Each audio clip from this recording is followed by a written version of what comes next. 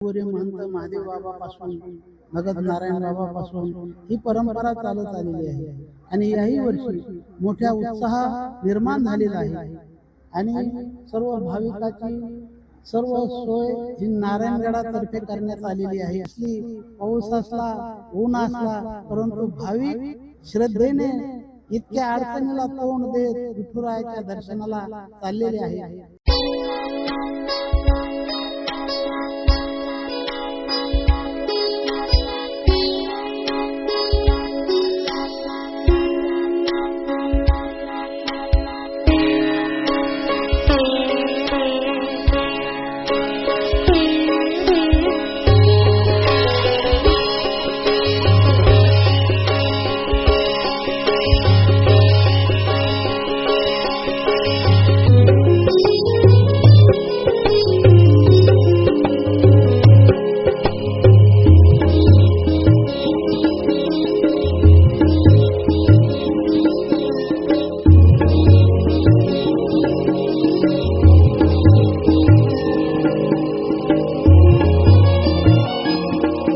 नदी गौतमेच्या तटी जन्म झाला, आदि ब्रह्म वेदांत तपे पूर्ण केला, दिली भेट देवे आले पंढरीला, माझा नमस्कार श्री सद्गुरू नगद नारायणाला।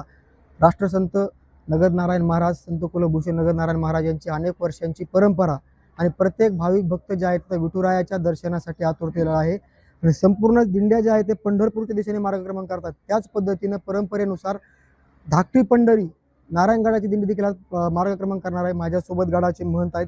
बाबा, काय सांगाल, दरवर्षीप्रमाणे याही वर्षी मोठ्या उत्साहात थाटामाटात दिंडी आपली मार्गक्रमण करणार आहे पंढरपूरच्या दिशेने?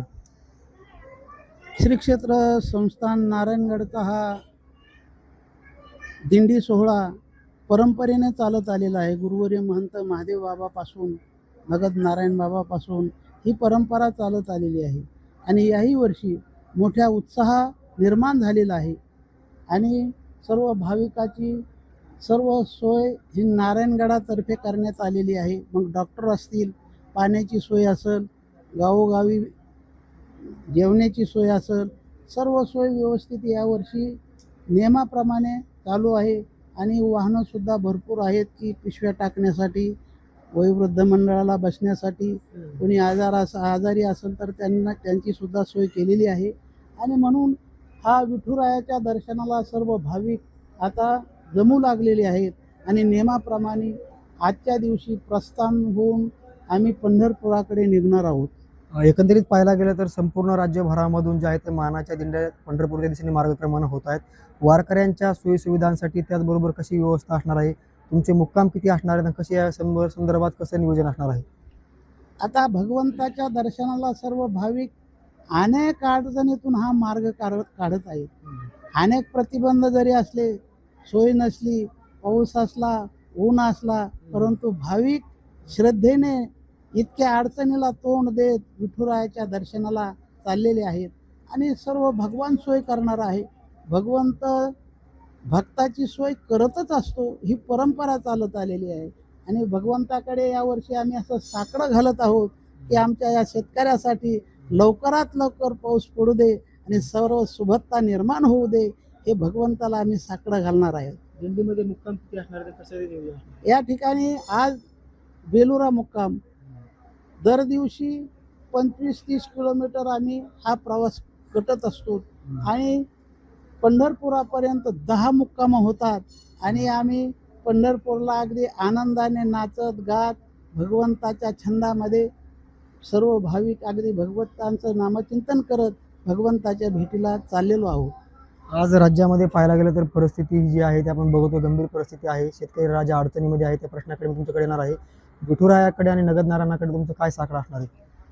साकडं तर प्रत्येकच अडचणीमध्ये आहे।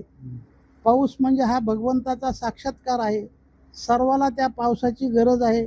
मग शहरातले असो, खेड्यातले असो, पशु असोत, पक्षी असोत, मग पाण्याविना सर्व अनुकूल परिस्थिती निर्माण होण्यासाठी पाणी पाहिजे आणि म्हणून भगवंताकडे नगद नारायणाकडे हे साकडं आहे की देवा आम्हाला फक्त आणि फक्त पाऊस लवकर पडू दे।